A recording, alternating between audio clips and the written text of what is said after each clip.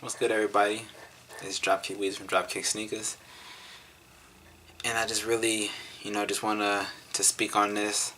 I know it's something that everybody's talking about at your schools, amongst your family, with your friends, at your job, on your Facebook, statuses and comments and group messages. I know this is just a big topic right now, and I am glad it's a big topic. It's a topic that must be heard, that must be felt.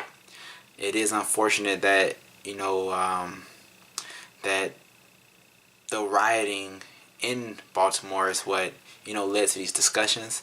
But nonetheless, I am very joyful that this discussion is being had. Now, I want to just start by saying that I, in no way, shape, or form, condone violence and looting to solve any issue. I don't think that that's the way. It's not something I'm going to teach my children. It's not something I live by. And I just want to just give my point of view as a person that grew up on the south side of Chicago for 80% of my life. I still am in Chicago, but I'm in a much better neighborhood now. I just get it. So I just want to, maybe give a vantage point that people out there aren't familiar with. And it really starts with our country. Our country, it is a dog eat dog type of world here, where there are certain areas that have lots of opportunity, and there are a lot of areas that are people live in poverty. That's a reality, and people by and large are products of their environment. And in an environment like that, in an environment like the South Side of Chicago, in the city of Baltimore, this is just reality. When you look at these areas where the schools don't have everything they need to service the students in the right way, when the families are making not enough money to make it day to day, when the economy is just horrible in certain places, and there's not opportunity and there's not education in these places. This is the result. Now, unfortunate as it is, and as much as I hate that this is what's happening in the world, I totally understand and get it. I totally get that there are people who are just tired of this. They're really just sick and tired of being sick and tired. It's a reality. I get it. I don't condone it. I mean, I'm sick and tired of being sick and tired, but I won't go out and destroy anything. I won't burn anything. As mad as I am at some cops, I won't go out there and physically try to hurt them, or it's just not me. But I can totally get that is some people's reaction. It's just a reality. When I think about the situation, it's kind of like, if you ask me, but I'm a huge analogy guy. It's kind of like, you're let's say you're just like, you get in your bed, you're watching TV, and you got a bowl of cereal. Like, you so relaxed in your bed, propped up, eating your bowl of cereal. You finish your bowl of cereal, and you don't drink the leftover milk, right? You use the milk that you ate with your cereal. That's all you needed, and you really didn't feel like taking that bowl of milk, going back to the kitchen, pouring it out, clean the bowl out, and putting it back where it goes. You just felt like sitting that bowl on your counter, on your dresser. Matter of fact, stuffed it under your bed, and you left it there. You forgot about it. It's there. It's there. After a while, it starts getting old. It starts to smell. But whatever. You don't really care. You found another bowl to put more cereal in. So that original bowl is still down there, right? And eventually it starts, like I said, it starts to mold, it starts to get clumpy, starts to look yogurtish, then it starts to grow hair, and it starts to mold. Then eventually it starts to attract insects and bugs. Then eventually it could attract rodents. And then you look under that bed and you're like, what the fuck? you underestimated the ability of that milk that you didn't care about anymore. And that's what's happening in Baltimore. That's what's happening down in Ferguson, is that the country knows that there are all these areas that are full of poverty. The country knows that. There's no way they don't know. They able to, watch all our social media accounts, hack our pictures and phones and all that stuff. They know. They know all these areas exist. But they feel that if we just keep that area over there, we don't worry about that area. We leave that bowl of milk under, let the milk do whatever. Just, it's insignificant to us. All of a sudden the rodents come. All of a sudden the bugs come. And they in your house. And you're not used to the bugs and rodents in your house. And now you like, this is why we don't need milk. That's basically what the country's doing. Again, I don't condone waste going down, but I totally get it. I grew up in an area where I really felt that the police were enemies. Now, I know there are many police officers who do this, their position for the right reasons. They really are public servants.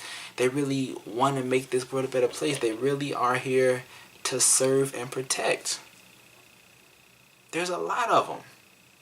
Actually, it's a smaller percentage of the people who don't want to do that. There are officers out there that just want to stick it to your happiness.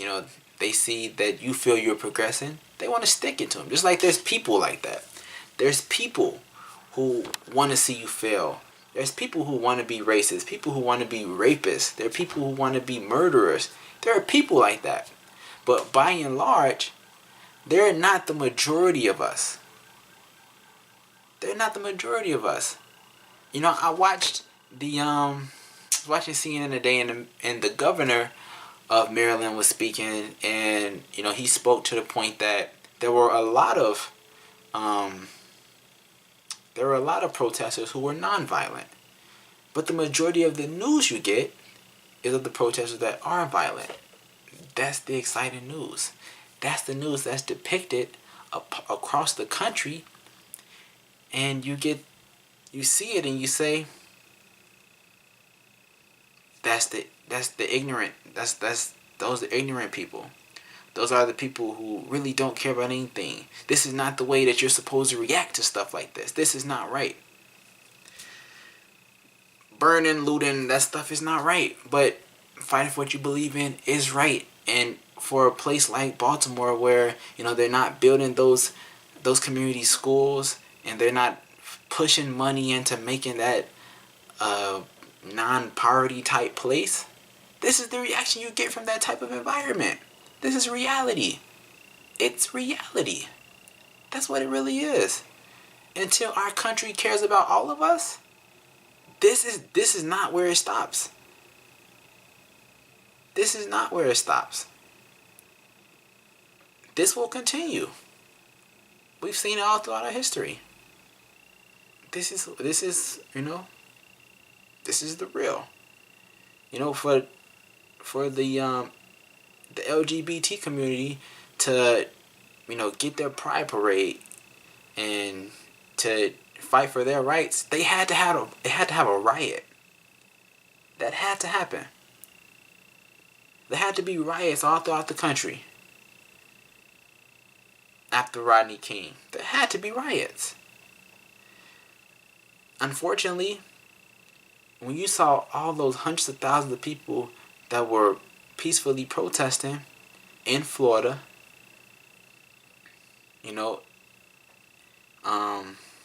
in Ferguson, in New York, they're not seeing change from it. So that human instinct is to go a little further. It's human nature.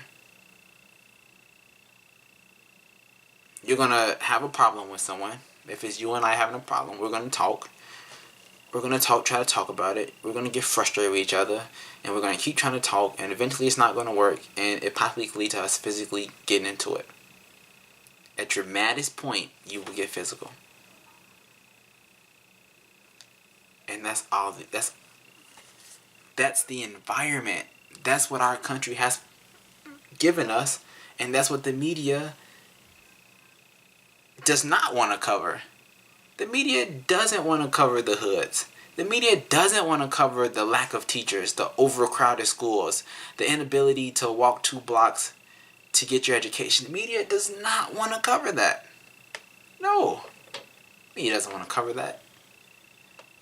Oh, drive-by shooting. Oh, young kid caught by a stray bullet. The evilness and the stuff that makes the average American who is oblivious to this, make them say, oh, those damn Negroes. When it's the environment that produces this. The environment produces this. And I live in that environment. Even to this day, I drive my car. I have my insurance paid, valid license. Everything's good over here. If a police officer pulls up to me, I'm just fearful. From the environment that I'm from. And until we reform our whole justice system, this is not going to end. This isn't going to end. We have to reform the whole justice system. That has to happen. Because we're just lying to ourselves. We're lying to ourselves. We say this is going to be okay. That bringing National Guard members in is going to, fix it. If telling the people whose companies will destroy it, well, we're going to call your insurance. If you don't have insurance, we'll have the people with the aid to help you. That's not going to fix it. Until we reform our justice system, where officers use this type of enforcement as a means to save their own life or to save the life of others, we're going to always take steps backward. If they use this means to enforce what they feel is a threat, there are some threats, but for some reason everybody's a threat. A person that looks at you and runs away is a threat. It's a threat. So if I go opposite, a person that runs towards you, looks you in the eye and runs towards you, should not be a threat then. Because if a person runs away from you, they're a threat that must be taken down.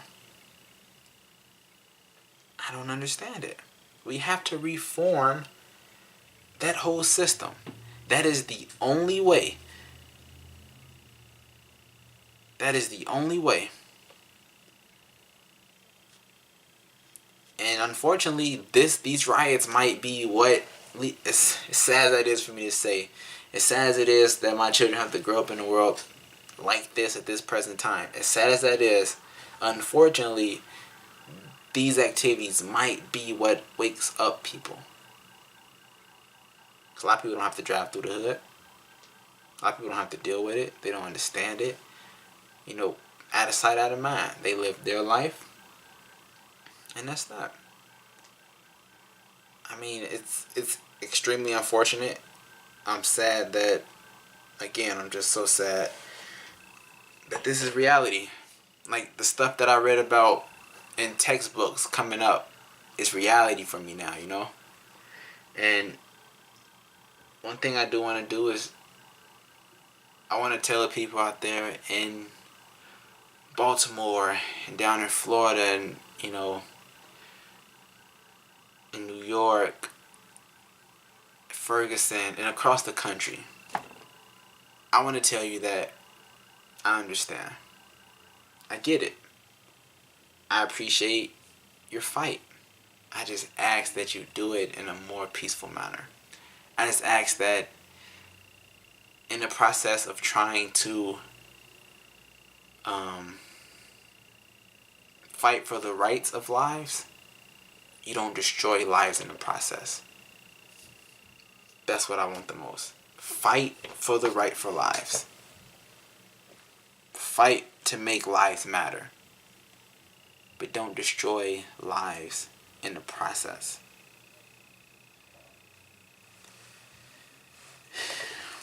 Man, it's tough for me, man.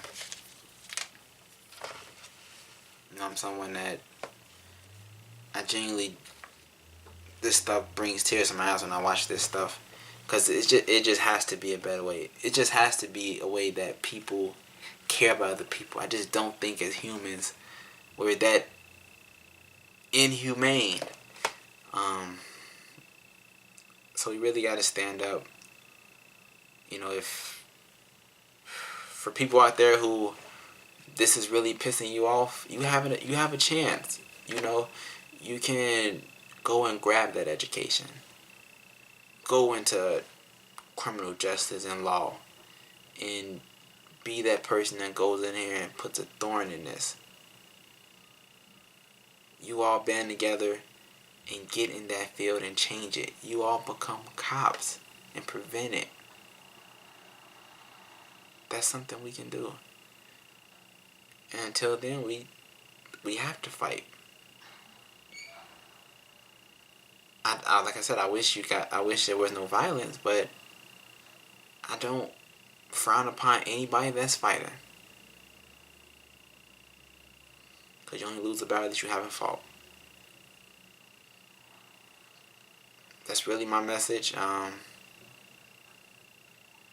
got good intent, but I don't have the best hand on this English language, so I can only say it the way that I can say it. But everybody just stay strong, and continue to fight for equality. That's the biggest thing we can do. Continue to fight for equality, and we can definitely bring a change to this world. So I appreciate y'all sitting through this, listening to me. I thank you. Again, this is Dropkick Weeds from Dropkick Sneakers. God bless you all.